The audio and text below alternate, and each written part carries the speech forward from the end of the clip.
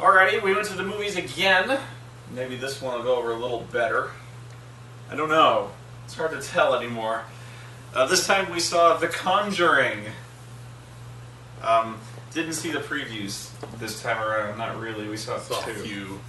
The first one was for Insidious Part 2, which looked awesome. It looked like the same thing as Insidious 1, but you know, hey. Was it We're the Millers or Meet the Millers? Oh, okay, we saw 3. We're the Millers. I think that's what it was. I think that's what it is. Honestly, it didn't look that bad. It looked like a cut above the kind of gross out comedy that passes for comedy. Like, I hate the Hangover series. I hate gross out comedy, which is really what kind of passes for comedy these days, and it's like the Hangover and shit. You know, I hate the piss and shit comedies. I really hate dick and fart comedy. You know, that's kind of what goes for it. I hate it. And this doesn't look like a stoner comedy to me, despite it being about marijuana smuggling. It's like a road trip movie and it's family vacation movie. Yeah, the gist of it is like this guy has a really wealthy boss that wants him to smuggle a little bit of marijuana across the Mexican border, so he gets a bunch of his friends and the stripper that he knows to pose as a family to drive an RV, basically smuggling weed, like a shitload of weed across the border. And of course they run into misadventures. So yeah, it actually, the way it carried was like a road trip movie. And there's some kind of gross stuff that goes on, but like, it didn't look great, but it looked... At least seemed to have some inspiration behind it. Yeah. As opposed to other comedies. I didn't, like, almost every comedy I see as a trailer, I just go like, oh my god, I would never watch that in my life. This one I actually was like, that one actually looks okay. I wasn't like, yeah, I want to go see it, but you know me, I never do that.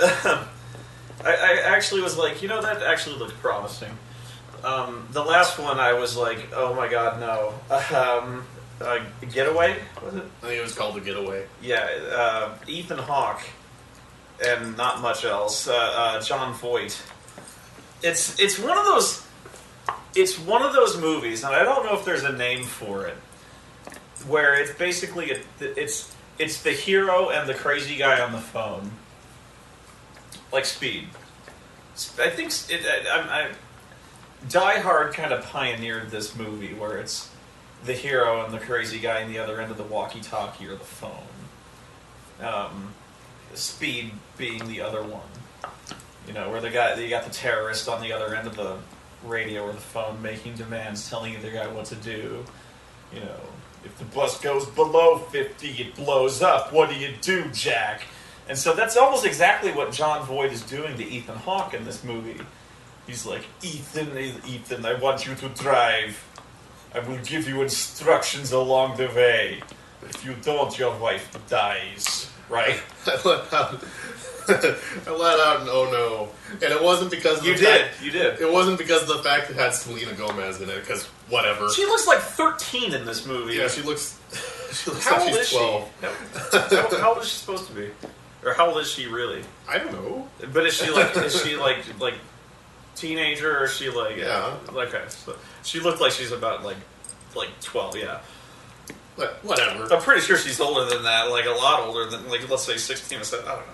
They need a kid. They got someone to capitalize on it. She's someone popular. But, like, Jon Voight, this is a guy who just... There's other people that you can forgive for being in bad movies. That they do, like, an art project and they do a schlocky project, kind of like Christopher Walken. What? He'll do garbage, but then he'll do something classy. No. Jon Voight is like Karate Dog. Yeah. The Karate Dog? That sounds like a good project. What the fuck? Yeah. What? How? What? It's a dog that does karate. What? When did you see Karate Dog? I saw trailers for it. When was the what the fuck? It's Karate Dog. Yes. What Wasn't he also in one of the Baby Geniuses? Oh, I have no doubt of that. Karate Dog. What this had to be direct to video. Tell me it didn't see theaters. Oh, it's one of the many dog pieces of shit that. Yeah, but a goes dog. out. A dog does. What kind of dog? I don't know. It probably had to be like It's a big dog, like Air Bud or something like that. Because like Oreo is not doing. Well, Oreo. Can you do karate, Oreo? Come here. Aw, Oreo wants hugs. But I can't even name the last film Jon Voight has done good. Unless going back to like the 70s. Mission Impossible. Come on, red light, green light. All right. Well, name some movies he's done since then. Tomb Raider. Ugh. Anaconda. Anaconda! Come on! He got spit up by the anaconda and he winked. No. Honestly, I can't remember them. That's not a good sign that I can't even. I mean, I got a bad memory, but come on, I can't even remember the movies he's been in. Shit. And looking on IMDb, I found Bruce Payne is also in this I know, movie. right? And it's interesting you bring up Bruce Payne. I can't say here what, but yeah, Bruce Payne ties in prominently to things that are coming up on the site. So now I'm torn because I kind of wanted a Drive Angry-ish. Oh, this type. isn't Drive Angry. No.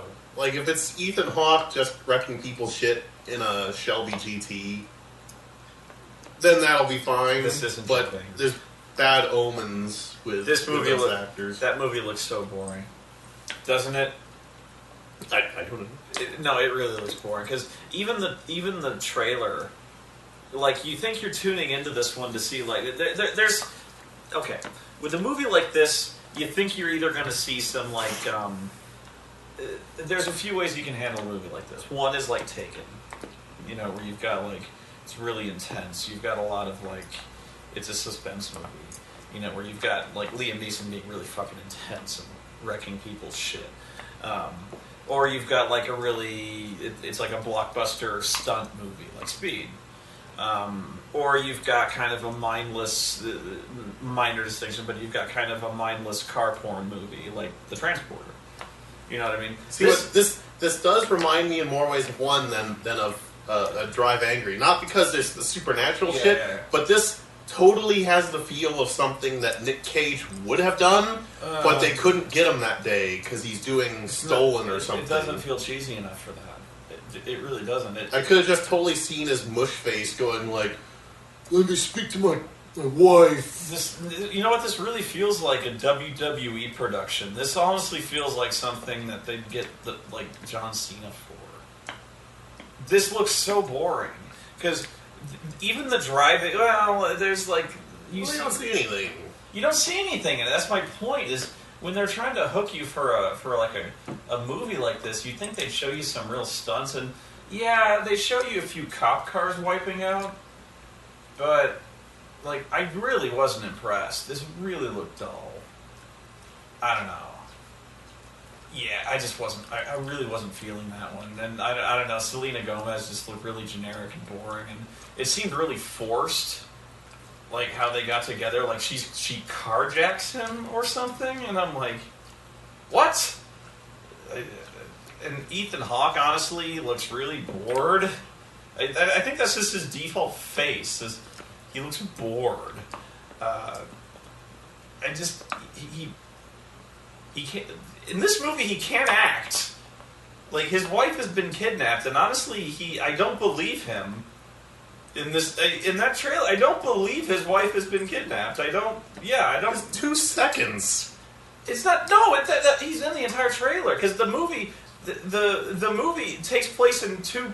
Like, it only takes place in the car and wherever the fuck Jon Voight is. It cuts between cars driving and Jon Voight going, but it's more than 2 seconds. It's in the fucking car and like Jon Voight's lips.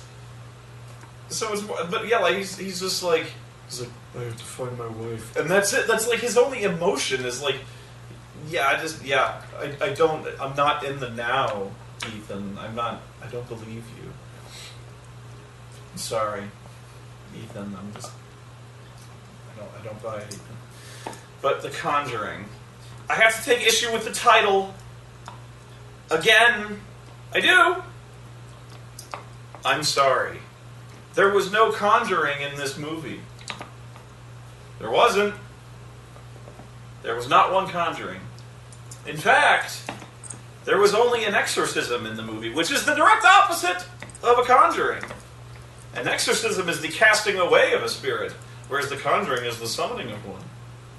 Or the conjuring of something. The Conjuring is a bringing up... the exorcism... So, bullshit. It's a bullshit title. So, yeah. Fuck it. The movie's bullshit. Anyway, what did you think of The Conjuring? Uh-oh. that was a pregnant pause. It's like...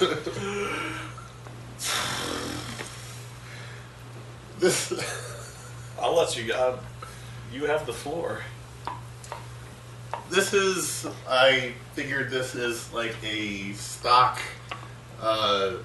Exorcist type film. It seems like this sort of thing that would have been made to capitalize on the success of Exorcist, except because it doesn't do anything particularly.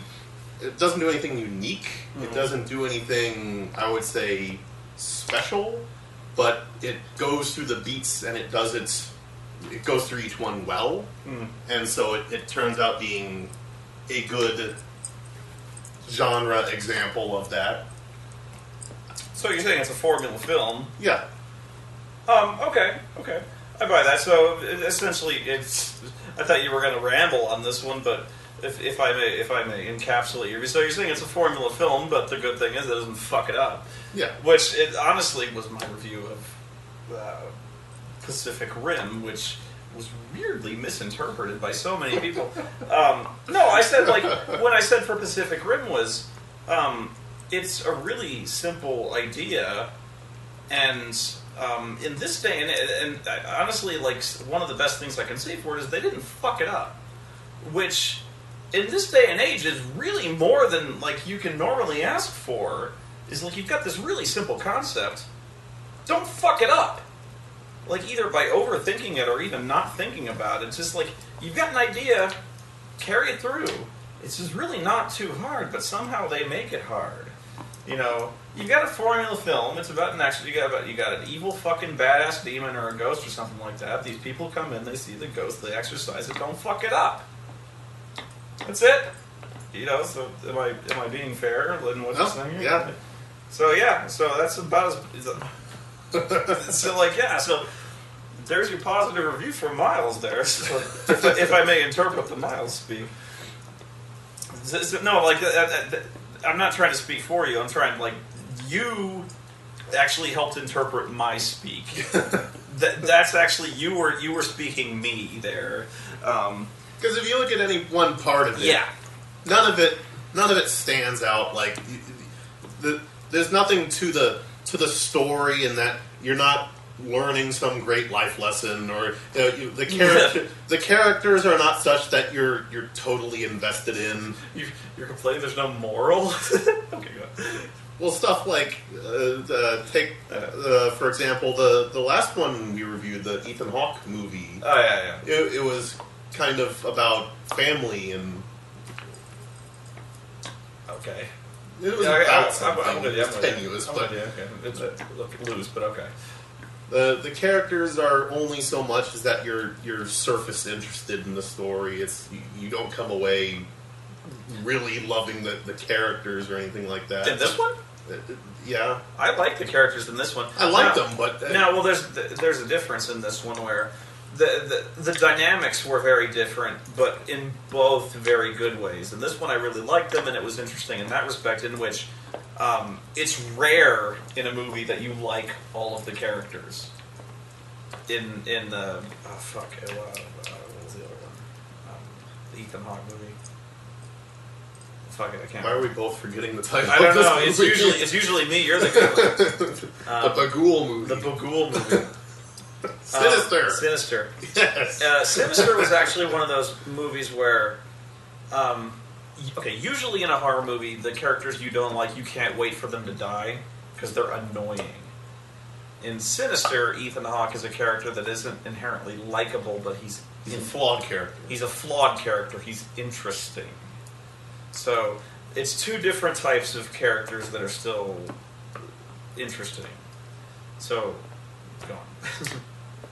The characters are interesting dynamics in that way. But the characters are so much that you're supposed to care about them, and that it's boiling it down really simple, but it's kind of like a haunted house ride. You're going through and you're being spooked by things that go bump in the night. Mm-hmm. That's the meat and potatoes of the film. But that's the movie. But yeah, that's all. That's what you go in for, and that's what it delivers. Is you're going to get spooked. Pacific Rim. You going in there and you punch each other. It all ties into Pacific Rim. It's like poetry. It rhymes. Keep going back. That's what I said about Pacific Rim. You're going there to see Bone. Fuck it. I'm sorry. You hate everything. Shut up. I know. So I fucked this movie. No, I really like this movie. I did. I really, really liked it. And so people are going to tell me, like, oh, you hated this movie. I know. People are going to be like, why did you bash this movie so fucking much? I like this movie. I did. Well, I guess I said it first on the one. No, I know. I'm just... No. Well, no. Because I'm just saying that to agree with you.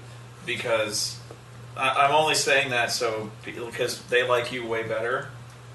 And so if I disagree with you, then people will hate me. So if I agree with you, people will like me. So I liked this movie. I agree with everything you said. I really like this movie. I probably liked it way better than you did, actually. Yeah. I agree that it doesn't. It's nothing innovative, but I think that's the. And again, I'm going to be called out on the carpet for this because that's a hypocrite. You're always calling for innovation. Honestly, we could use a little throwback at this point. And I'm not saying that because of all the 90s nostalgia. We're kind of in that phase where we're kind of in that 90s, 80s nostalgia period. This goes further back than that. This is kind of like, this is almost like 70s nostalgia, because it's set in the 70s. This is really one of those 70s haunted house style movies. Like, it's almost literally Amityville horror. It's filmed in a different style than that because it really goes kind of balls to the wall in a way that Amityville didn't, but it's almost the same kind of scares to a degree. This plays it in a way that horror movies don't play it anymore. This doesn't. It's not a gore movie by any stretch. This doesn't do it like Paranormal Activity. Fuck me, it doesn't. They don't make movies like this anymore. You know what I mean? They don't. What passes for horror these days is pathetic. With torture porn and stuff like that. The new Evil Dead movie. And that's not fair. That's not a fair comparison because they're obviously very different movies. In fact, Evil Dead is one that doesn't qualify as horror. It's a gore fest. You almost can't compare. But the Thing movie, you can't even. Not even the same realm. Even in the same, even Sinister. Sinister started off so well, but okay. Here's a really good comparison, and here's a reason why I really like this movie, and I didn't like Sinister, and it goes deeper than this, but here's a really good comparison. The end of Sinister. The movie's wrapping up, and they're in the attic. Spoilers. Actually, this isn't even that big a spoiler. Like the movie's wrapped up. We're seeing everything in the attic. We're kind of everything's done, and we see the chest full of things in the attic, and it's very ominous, and we're pulling back, and then all of a sudden the back whole thing pops up, and there's a big scream, and we crash to black. It's a complete it's one of those jump scares that's just unfair. It's a slap in the face. It's just one of those things that just before you go, we're going to jump back and go, booga, booga, booga, booga, booga, booga, booga. Just for no reason. It's literally for no reason. It's just like, ah! Just one more for the road. You know, it's the Paranormal Activity thing, where it's all building towards that. You know, it's a jump scare, and you know, Sinister was not all about the jump scares, but that one, they had to get that one in there. They had to get one more, just one more. Whereas when this movie, The Conjuring, was wrapping up, I was the same thing. The movie's over. Everyone's left the room. We're left in the room with all the little demonic toys, and we're pulling back. The movie's pulling back, and the little music box is going, and I'm going, don't do it, don't do it, don't do it. Because I know they're going to do it. They're going to do it. We're kind of looking into a mirror, and I know they're going to do it. They're going to have something jump in front of the camera and go, Eee! I'm like, don't do it. Don't you fucking do it, because they're going to do it. And they don't do it. And I'm like, they didn't do it. Thank you. You didn't have to do it. And that's the thing, is this movie shows restraint. Because you don't need to do it. You don't need to punch me in the face with an orchestra sting. You don't need to punch me in the face every time that with a jump scare all the time. There are jump scares in this movie. There's a few. There's a few too many, honestly. There's like 2 or 3 too many. But the ones that are there, it follows my rule. The ones that are there, it earns. The one with the fucking maid. That one with the maid, I almost like grabbed your arm. I was like, oh my god, oh my god.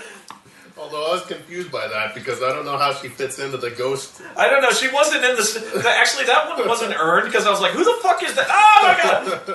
Because they were. They explained everything else in terms of the ghost. They were like, oh yeah, there's a witch and she killed her daughter and then she felt so bad she hung herself. And then there was a drowning, and I'm like, there's no maid in this movie. Oh my god! I'm just breaking the back going, excuse me. Yeah, Miles is like... When did they get a French maid? Miles is like, hang on a second, there was no maid in the story that cut her... Ah! You're pointing out plot holes, I'm weeping into your shoulder, like, oh my god, it was so horrible. And I'm like, that was so fucking scary. Oh my god. That was so fucking scary. Atmosphere. That's what this movie has that so many movies don't. When you don't indulge in the fucking jump scares all the time, when you let the movie just simmer, when you let the atmosphere of the house play, you know, when you let it play out, when you let the cinematography and the lighting, when you do it right and you don't fuck it up, when you have a good DP, when you have good lighting, when you have a good director, when you have good acting, and you let it work together, it's like a symphony. And you don't overindulge in the shit, and you don't overindulge in the jump scares, and you do them just right. It comes together like music. I wasn't sure how things were going to play out in terms of tone in this movie, because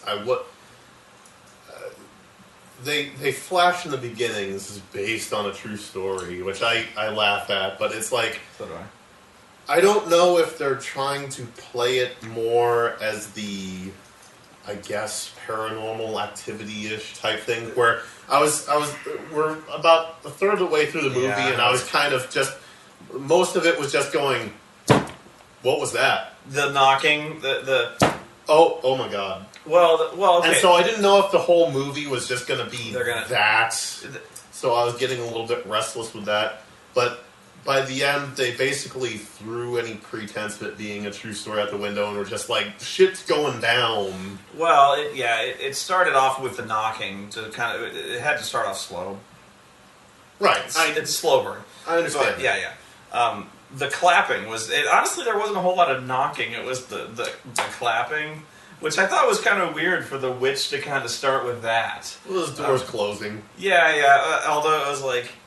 That was really unnerving. I've never heard of that game, though, with the hide and clap thing. It was kind of creepy, but it was really creepy. But the one jump scare that I really didn't like that was completely unnecessary. Was the one where the ghost is on top of the dresser and like jumps on her like a cat. I was like, oh fuck you.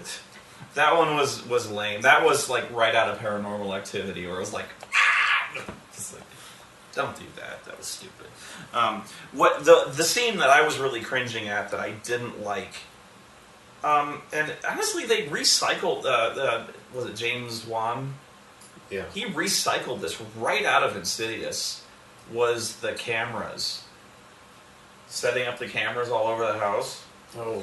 And the inclusion of the guys who kind of come in, the kind of ghost, the ghost hunter guys with the special equipment, the guy with the viewfinder and stuff like that. He didn't have that guy, but the guys with like the UV light, the UV light, the UV light, the UV light. I love Mustache Cop, Skeptic Mustache Cop. That's one of the debates we have, is whether or not that's good acting or not. Because what happens is, the shit's going down. There's people flying all over the place. The ghost is wreaking havoc. And Mustache Cop, we need you to get the UV light. Yeah, and so okay.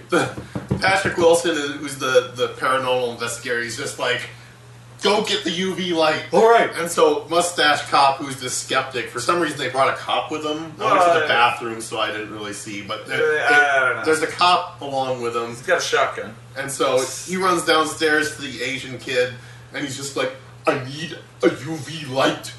You're not saying it right. I can do this. He goes, I need a UV light. He says it like it's I need a plutonium core. See, I say it's bad acting. He's like, I need a UV light. Like, he doesn't know what it is. So, like, I say that he's playing a cop. Like, no offense, he's playing a cop who didn't study science. Like, so he doesn't, like, this is the 70s. He doesn't know what a fucking UV light is. It's the 70s. Everyone's got a black light. He's like, I need a UV light. So he's like, I don't know what a UV light looks like. Hey, please help me, Asian man. You know math. And like, a UV light. I think people are laughing not because it's a guy who's freaking out. It's because the guy said the line funny. So it's like, he said it funny, but I think it's because he's a meathead. The character is a meathead, and so he doesn't know what he's... It's like the new, these pretzels are making me thirsty line. So that's what you were arguing, whether or not he was a bad actor or he was an actor who was playing an idiot.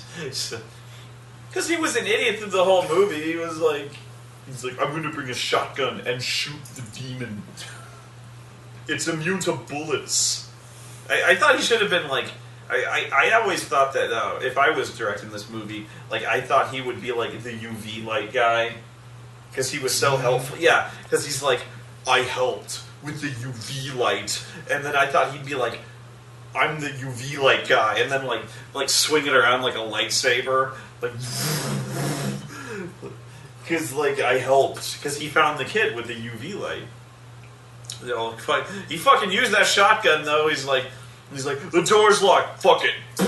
He's like, I hope the kid wasn't. Yeah, I hope there's no one holding the door shut because I just fucking killed him with my shotgun. But yeah, I was like, that's right out of Insidious. It's like the same scene where like they go, we're gonna need proof if we're gonna get an exorcism from the Vatican because we gotta have approval. So they're like, okay, we're going to set up cameras all over the house. And so they set up cameras all over the fucking house. They set them on, like, same thing. They set them on, like, tripwires on the doors. They set them to go off on temperature changes, which I have no idea how that's possible in the fucking 70s. That seems unlikely today. Like, these were high tech for people in the 70s. That's high tech today. Like, to measure sudden drops in temperature. I'm not saying it's not possible today, but I don't know how to do that now. Like, fucking 1970? That's like, wow. There needed to be much more jokes about 70s technology. You were rolling at the fucking tape players, the tape recorder, because the fucking you were like, that's not possible. Like, well, no, he's got the tiny little handheld. He had this tape recorder. At first, he had this tape recorder like this big. It was like this big. No, it was this big. But like he's like talking to this, and you're like, bullshit. And like later on, he has one that's like he pulls this. one out that's like twice the size of this. I'm like, that's a 70s tape recorder. Well, the second one was like it was like a tape deck. So it was like a desk unit like this big, more depth. But it's portable because it plugs in. No, the portable one was bigger. It was like I gotta find something. It was the size of like a VCR. It was he wore it like a handbag. Yeah. And I was like, that is a 1970s Walkman. It was seriously. It looked like it weighed like 40 pounds, made of fucking steel. It was like the size of one of those enormous like shopping bags that you wear at conventions. I was like, that's a Walkman. But that needed to be more of that. They had like for the time sophisticated cameras and shit. Like the person needed to be, hang on, I'll get him with my Polaroid. This will take about 8 hours. Let's flap it around. This is science. Stupid early technology. The cameras were actually, the cameras were really small, and I was like, I don't know, but like, it just, the fucking tape recorder probably requires like 16 D-cell batteries, weighs like 800 pounds, like, I also didn't like when they went into the basement for like the first person camera thing. I don't know why they needed to do that. I mean, like I get the fact that they had to go into the basement to check things out, but I was like, now we're doing like it was an odd callback to found footage. Yeah, now we're doing found footage, and then for like 2 minutes later, they're like, fuck it, and then they just gave it up. I'm like, what was the point of that? Like, and the thing is, they didn't even like. There was no scare involved there. Was that like a fake out or something like that, or was that because okay, like I can appreciate the fake out, but it really didn't build anything. There's like we're going in the basement, nothing down here, and they just kind of leave. If that was just kind of fucking with us, I'm like, bravo, but I don't think it was. So yeah, it was like. I was actually afraid for a second. I was like, please tell me the rest of the movie isn't going to be like this. Like, no, but like, it was like, because I was really afraid. I was like, don't tell me they changed gears and they're going to like shoot the rest of the movie like The Last Exorcism. I was like, please don't tell me this. Because they might have. Like, they easily could have. And they're like, we're brilliant. We've decided we're going to get evidence. And do like, oh god, no. And I also sensed. Oh shit! I just lost Oreo's ball. It's over. I'll get it in a minute. I also sensed. Can you go get Oreo's ball? I sensed there was a bunch of scenes that got cut.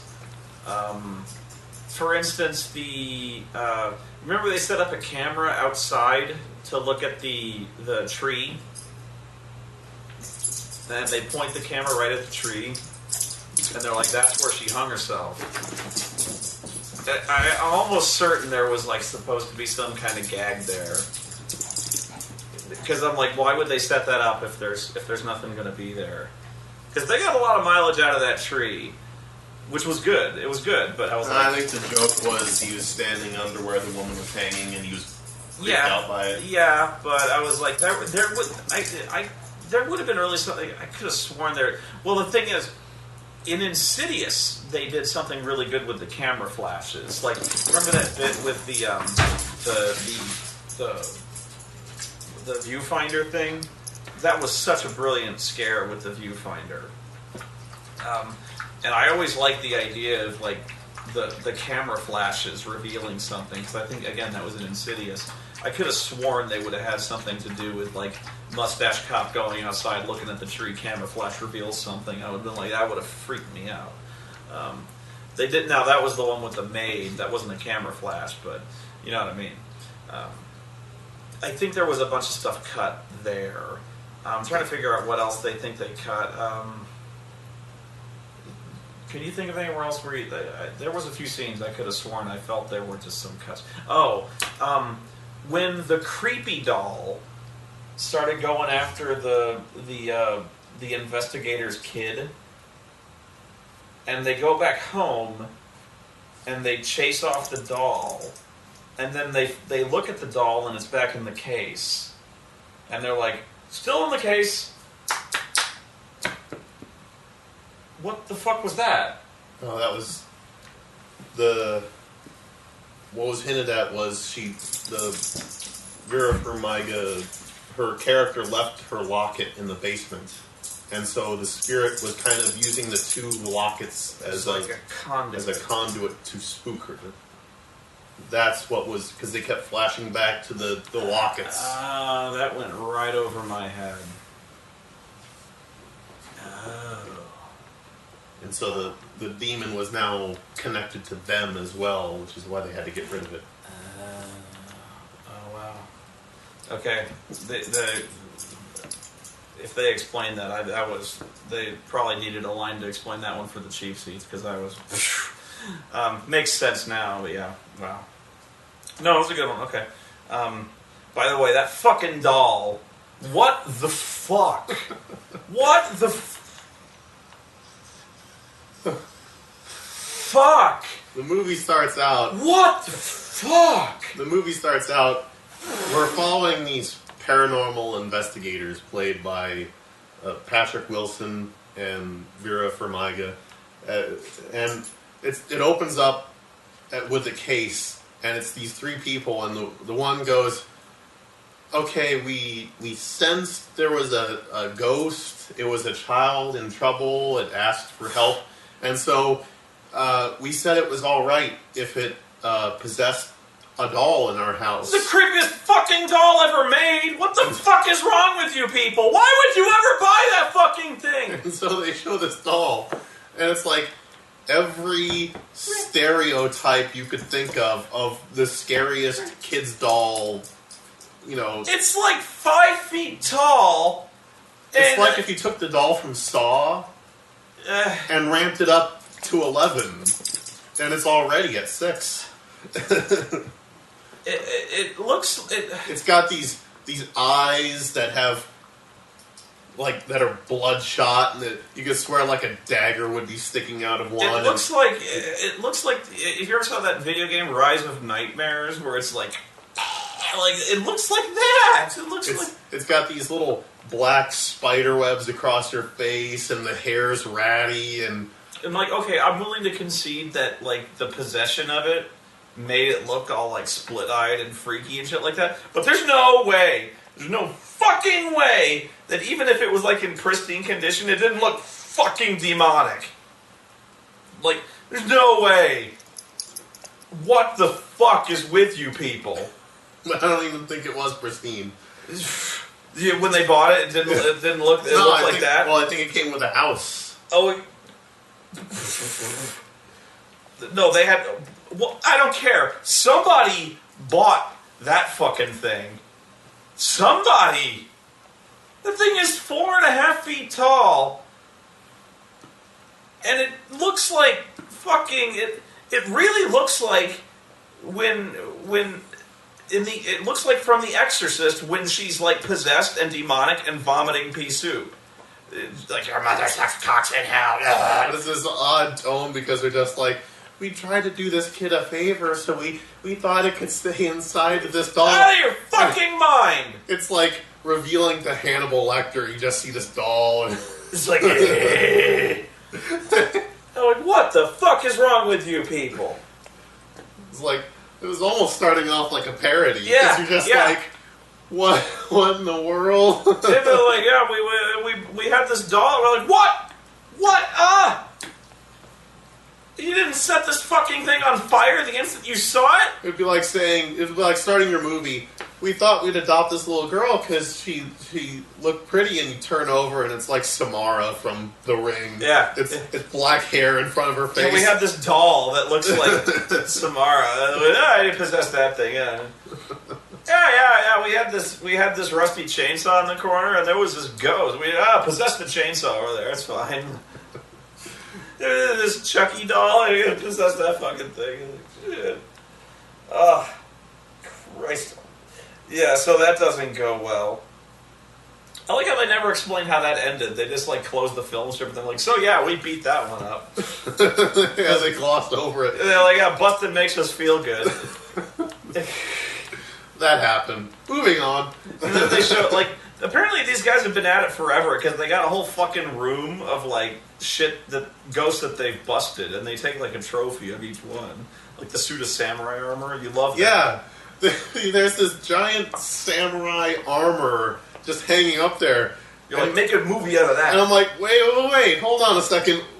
Screw this other stuff. They go to Japan? Like, what's with the ghost samurai? I like the monkey with the accordion. You're like, did they go to Merlin's shop at Mystical Wonders? And, honestly, that might have been a reference. Like, really, that could have... Like, I know the monkey had symbols in that, but, like, they were like, we need a creepy fucking monkey. Like, we need one. Because seriously, like, James Wan is like, if we're gonna have possessed shit, we gotta have a fucking creepy monkey, because that's like it's requisite.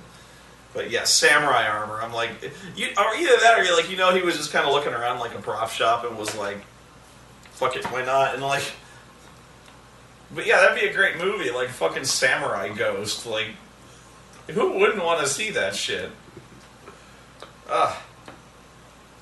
Yeah. So my favorite moment. Well, there was two. The boring one that is not going to impress anybody but me was the one. Okay, there's one moment in when the spirit is going after the demonologist kid. She hears a noise and she's going to investigate, and there's a shot that there's a hallway, and it goes down the stairs, and the camera shot is looking up the staircase down the hallway. That is such a beautifully framed shot. It really was like breathtaking. I'm like, oh my god, that shot is gorgeous. I don't know. It was nothing is happening in that scene, but I'm like, wow, that is a fucking gorgeous scene. Then there's the priest. I love this man. I love this priest. The scene is that they finally, like, they get video footage. This girl is being tossed around like a ping pong ball. This got her by the hair and is like, I swing her back and forth. Like, and so they're like, we got it. We got the footage. We got it. So we're gonna go tell the Vatican. And I made the joke of, well, see you in 3 weeks. Yeah. It's like we finally got our footage and loading the car up, and I'm like, this is gonna take 3 to 6 weeks. So good luck with that. Bye. It is the 70s after all. I know, we gotta fly down there. But no, there's a local church. Yeah. So they're showing the footage, and it's got the priest is looking at it, and he does like the, oh my god, Jesus Christ, that was awesome. So like, Father, can you help us? And he's like, oh well. He's like, this is good stuff. This is proof, but I have to get approval. There's rules. Regulations to this. So this has to go all the way to the council. Oh no, he's like, there's so much red tape because there's red tape, and these people aren't churchgoers. And they don't go to. They're not baptized, and this I don't know if I can get. I can't push this through because Patrick Wilson's like, they need your help now. It's like they're gonna die. It's like, don't you care? Oh my God, man! Like they need help now. And like. He's like, all right, I'll do it. And I'm like, yes! This is a priest. He doesn't play by the fucking rules. No, you're wrong about that. I don't care. He doesn't. Because he doesn't just like rip open his shirt. No, he's like, no, he doesn't do that. he's just like, I am going to strongly urge the Vatican. So he plays by the rules, but he's going to seriously recommend expediting those rules. He's going to escalate he's going to expedite the price. He's going to escalate it to the next level. I am going to label the memo high priority. He's going to red flag that shit. The Milwaukee branch, top of the stack of the Catholic Church, demands an audience. He plays by the rules, but he's insistent. He's highly insistent. There must be an expediting of the process. Get on this now. I'm not going to take no for an answer. Okay. I love this guy. I prefer to think of him as a priest who doesn't play by the rules. Okay, I want to see a movie about this guy because, like, he's like, when the chips are down, he was going to do the right thing, and then he doesn't go with them. Well, I guess because you're right. Because if he was willing to do it like right then and there, he'd have gone with them. But no, he was on the phone. He was on hold with the Vatican or something like that. I will not get off hold. I will wait. I will wait until I get a response. It's like, no, well, it has to be like more like or like Alleluia or something like that. Your estimated wait time is 6 hours. I don't care. Oh my god! I will take the phone with its long cord. I will take it into the crapper if I have to, because I will not miss this call. It's very. I like the. I liked the hair in this movie. It was very 70s. The sideburns, all very 70s. I liked the thing I appreciate. I guess my minor thing is I like that they explain why the ghost has to dick around with them. Oh yeah, because it has to break down their will. It's not just pointless dickery on the ghost part. Why it has to start off small and kind of knock around. It has to wear down people's resistance by scaring the hell out of them. Which honestly is a question that's always been left unanswered in Paranormal Activity, like why it fucks around with light brights and like tickling people in bed and shit. Which will never really be answered because Paranormal Activity is pretty much bullshit at this point. Always has been bullshit, really. I just kind of had a soft spot for the whole genre, but it's pretty much faded by now. But we should pretty much wrap this up because I think we said everything we needed to say.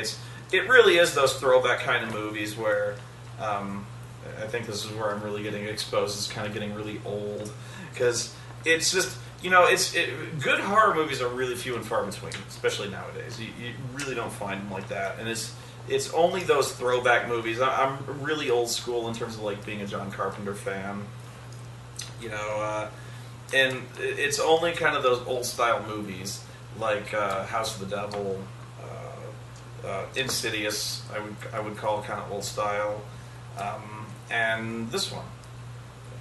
Very told in a very simple formula. I will grant you formula. Not really that innovative, not at all innovative, really. But it's told in a classic way. It doesn't overindulge in the screaming and the blood and the gore and the loud noises. It's and the one thing I did like was with exorcisms, it's inevitable. You can't help but compare every exorcism that you see to The Exorcist. It's the definition, it's it's The Exorcist. So every time you involve an exorcism, you got to do something. What do you do? What do you do with an exorcism movie? You got to come up like Exorcism of Emily Rose, The Last Exorcism. What's the Devil Inside? Fucking hilarious. That one.